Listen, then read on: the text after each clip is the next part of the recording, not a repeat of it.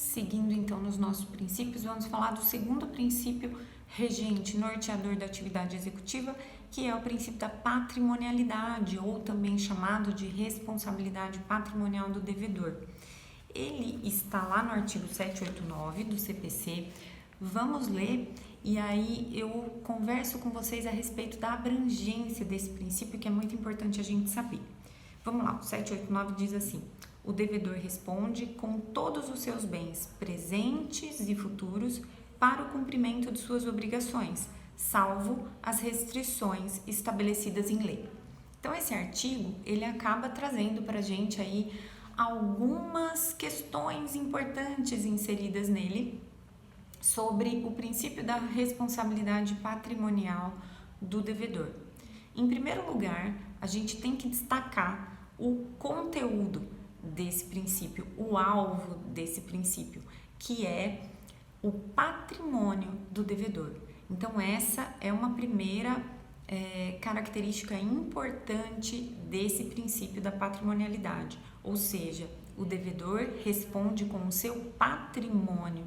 Isso parece muito tranquilo hoje em dia, né, pra gente, mas em algum momento histórico não foi.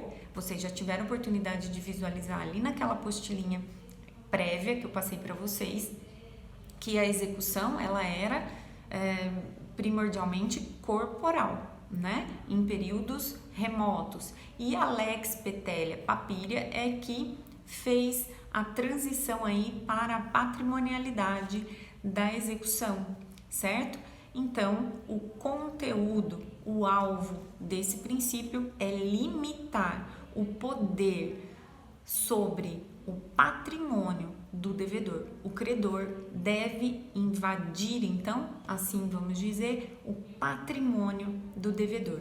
Além disso, o 789 também deixa claro que esse patrimônio que responde pela execução é do devedor e não de terceiros, né? E isso também é um aspecto que parece muito tranquilo, mas nem sempre é. Então vamos lá. Quando a gente pensa em o devedor responde com o seu patrimônio, significa que a responsabilidade primária pela execução da dívida, né, pela dívida, é o patrimônio do devedor. Mas há ainda no direito a possibilidade da responsabilidade patrimonial secundária, ou seja, quando bens de terceiros ficam responsáveis também por essa execução, pela dívida. Um exemplo disso é a fiança, o aval, não é? Que são garantias em relação à dívida contraída pelo devedor em relação ao credor. Então, significa que se o credor não obtiver a satisfação da dívida por meio do patrimônio do devedor, que responde primariamente, ele terá a garantia, a possibilidade de alcançar patrimônio desse responsável secundário, que é o fiador, que é o avalista ou qualquer outro tipo de garantidor, ok? Então, importante também lembrar desse aspecto do princípio da patrimonialidade. Então, além disso, né, quando a gente pensa nessa abrangência aí, tanto objetiva do princípio, ou seja, é o patrimônio que responde, como também a abrangência subjetiva do princípio, é o devedor, o responsável primário pela dívida, então é o patrimônio dele, do devedor, que responde em primeiro plano, nós temos aí a justificativa de, por exemplo, precisarmos lançar mão de um incidente de desconsideração de personalidade jurídica para poder o quê? Alcançar um bem que é de um terceiro. Por quê? Porque está havendo uma confusão patrimonial ali. Eu tenho requisitos para configurar a existência de situações que me permitam desconsiderar a personalidade jurídica e alcançar o patrimônio de uma pessoa diferente do devedor. Vejam que interessante, né? Então, a gente tem que entender a abrangência objetiva e subjetiva desse princípio para, inclusive, entender os instrumentos processuais que o sistema coloca à disposição para que a gente possa, eventualmente, excepcionalmente, transitar por limites fora aí do que o princípio estabelece, certo? Do contrário, se eu não tenho essas situações excepcionais legitimantes, eu não tenho como responsabilizar terceiro nem patrimônio de terceiro pela dívida. Então, eu até coloquei uma decisão recente para vocês nos slides, que eu quero que vocês acompanhem comigo, bem rapidinho. Eu vou ler aqui só uns trechinhos para a gente compreender, ilustrar o que eu estou querendo dizer aqui.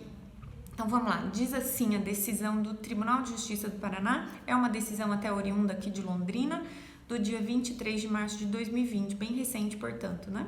Então diz assim, o processo de execução, seja a de título extrajudicial, seja o cumprimento de sentença, é pautado pelo princípio da patrimonialidade ou responsabilidade patrimonial do devedor, segundo o qual a pretensão executiva incide apenas sobre os bens penhoráveis do devedor.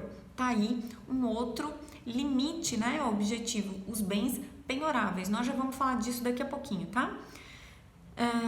Nesse sentido, é o que dispõe o artigo 789 do CPC 2015. O devedor responde com todos os seus bens presentes e futuros para o cumprimento de suas obrigações, salvo as restrições estabelecidas em lei.